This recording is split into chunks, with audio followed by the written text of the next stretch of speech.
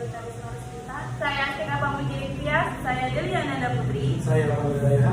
Saya Coba Irisawan. Saya Raffi Hakim. Kami dari kelompok 4 ingin mempresentasikan akad dan amputasi masyarakat. Definisi akad. Akad berasal dari kata al-aqd yang merupakan bentuk masdar dari kata al-aqda dan jamaknya adalah al-uqud yang artinya perjanjian yang tercatat atau kontrak. Menurut Ensiklopedia Hukum Islam, kata al-aqd artinya perikatan, perjanjian dan permufakatan.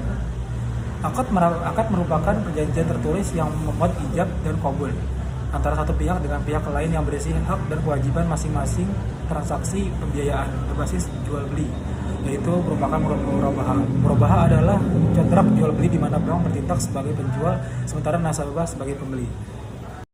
Penggunaan akad. Beberapa kesamaan transaksi musyarakah dengan transaksi mudharabah adalah pembiayaan hanya diberikan untuk mendanai usaha yang bersifat produktif dan keuntungan yang diperoleh berasal dari bagi hasil atau usaha yang didanai. Rukun akad. Ulama Hanafiyah berpendapat bahwa rukun akad adalah ijab dan kabul. Menurut ahli-ahli hukum Islam kontemporer, rukun yang membentuk akad ada 4, yaitu yang pertama para pihak yang membuat akad atau al-aqidain. Yang kedua pernyataan kehendak para pihak atau sigat akad. Yang ketiga objek akad atau mahalul akad. Dan yang terakhir tujuan akad atau maudu akad. Macam-macam akad. Murabahah adalah akad transaksi di mana penjual menyatakan harga beli produk kepada pembeli dan pembeli membeli dengan harga lebih sebagai perolehan laba penjual. Yang kedua, mudharabah. Mudharabah merupakan jenis akad syariah berbentuk kerjasama usaha antara pihak pemilik modal dan pihak pengelola modal dengan kesepakatan tertentu. Yang ketiga, mudharabah muqayyadah, yaitu akad kerjasama antara pemilik dana dengan pengelola. Bedanya dengan akad mudharabah, jika akad mudharabah muqayyadah terdapat ketentuan yang disyaratkan oleh pemilik modal terkait objek usaha. D. Wadiah merupakan akad transaksi dengan skema penitipan barang atau uang antara pihak pertama dengan pihak kedua. Yang E. Musyarakah. Musyarakah merupakan akad berbentuk kerjasama usaha di mana masing-masing pihak menyetor dana sebagai modal dengan porsi kesepakatan. Yang F. Musyarakah mutanakiyah. Musyarakah mutanakiyah adalah akad kerjasama antara pihak untuk membeli suatu barang atau suatu aset. Yang G. Salam. Salam adalah akad transaksi di mana pembeli memesan produk dan melakukan pembayaran terlebih dahulu kepada pembeli. H. Istisna. Salah satu jenis akad syariah adalah istisna. Istisna yaitu jual beli produk dengan sistem pemesanan terlebih dahulu kepada penjual berdasarkan syarat dan kriteria tertentu. I. Ijarah. Pembiayaan dengan sistem sewa antara kedua belah pihak disebut dengan akad ijarah. Salah satu pihak sebagai penyewa membayar kepada pihak lain atau pemilik produk untuk mendapatkan manfaat atau hak guna atas produk yang dipinjam tanpa memindahkan kepemilikan barang tersebut. J. Ijarah mutahiyah bit tamlik.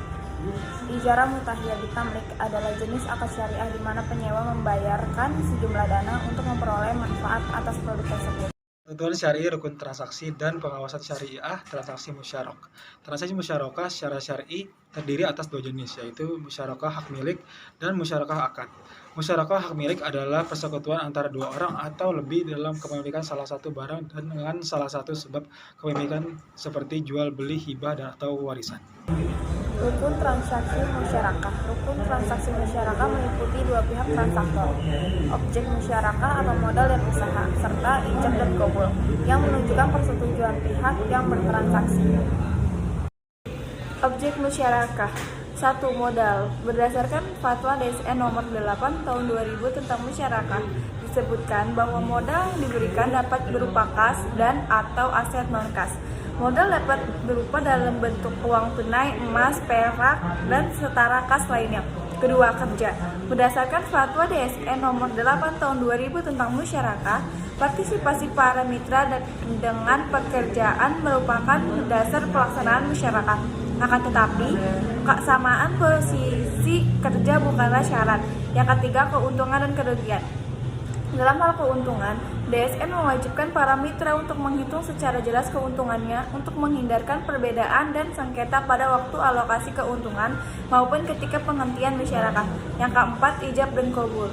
Ijab dan kabul dalam transaksi musyarakah harus dinyatakan oleh para pihak untuk menunjukkan kehendak mereka dalam mengadakan kontrak atau akad. Akad penerimaan dan penawaran yang disepakati harus secara eksplisit menunjukkan tujuan kontrak. Transaksi akad. Adi adalah seorang pengusaha yang ingin membeli rumah dari Pak Staji. Sang pemilik rumah, Pak Staji, menerangkan bahwa harga beli rumah tersebut sebesar 300 juta dan akan menjualnya seharga 500 juta, sehingga keuntungannya menjadi 200 juta. Namun Adi melakukan penawaran agar keuntungan Pak Staji sebesar 150 juta, sehingga harga jualnya menjadi 450 juta. Pak Staji menerima penawaran tersebut sehingga mereka berdua pun sepakat. Harga murabahah rumah tersebut adalah 460 juta dengan angsuran 7,5 juta per bulan.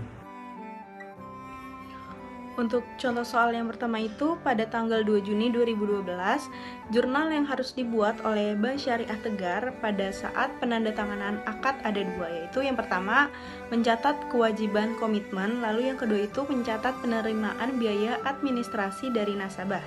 Jurnal yang harus dibuat oleh Bank Syariah Tegar untuk mencatat adanya kewajiban komitmen pembiayaan yaitu yang pertama itu pada tanggal 2 bulan 6 2012. Untuk di debit itu pos lawan kewajiban komitmen administratif pembayaran yaitu sebesar 60 juta. Lalu untuk kreditnya itu kewajiban komitmen administratif pembiayaan sebesar 60 juta. Selain itu, Bank Syariah Tegar juga membuat jurnal untuk mencatat penerimaan biaya administrasi dari nasabah yaitu pada tanggal 2 bulan 6 tahun 2012. Untuk debitnya itu kas atau rekening nasabah yaitu sebesar 600.000. Lalu untuk kreditnya itu pendapatan administratif yaitu sebesar 600.000. B.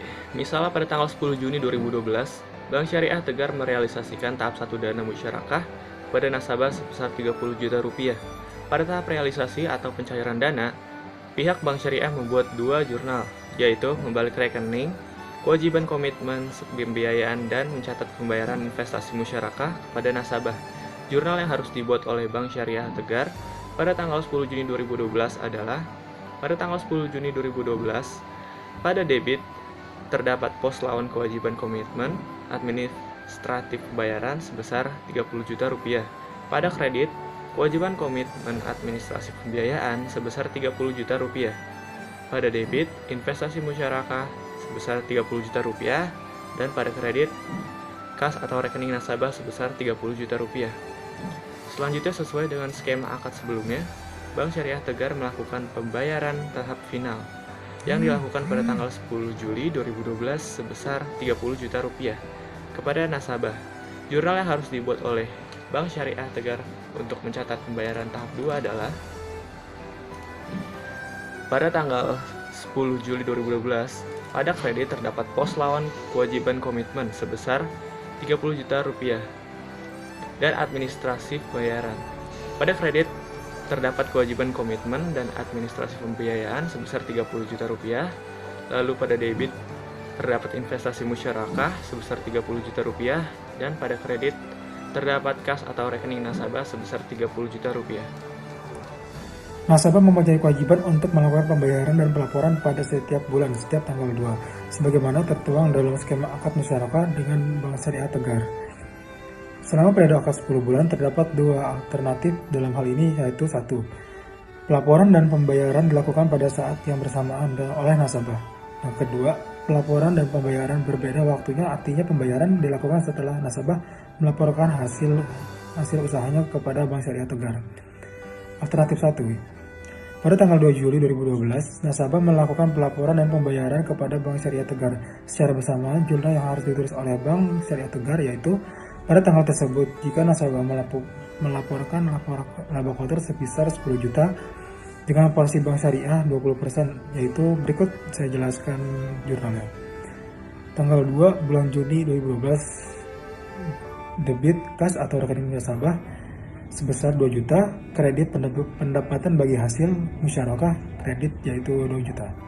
Alternatif 2, pada tanggal 2 Agustus 2012, nasabah melakukan pelaporan hasil usahanya kepada Bank Syariah Tegar dengan laba kotor sekitar 12.500.000. Nasabah baru melakukan pembayaran bagi hasil merupakan hak bank syariah pada tanggal 20 Agustus 2012. Jurnal yang harus dibayar dan dibuat oleh Bank Syariah Tegar pada tanggal 2 Agustus yaitu tanggal 2 bulan 8 2012, rekening debit tagihan pendapatan bagi hasil musyarakah, debitnya yaitu sebesar 2.500.000. Kredit pendapatan bagi hasil musyarakah, akrual, kreditnya 2.500.000.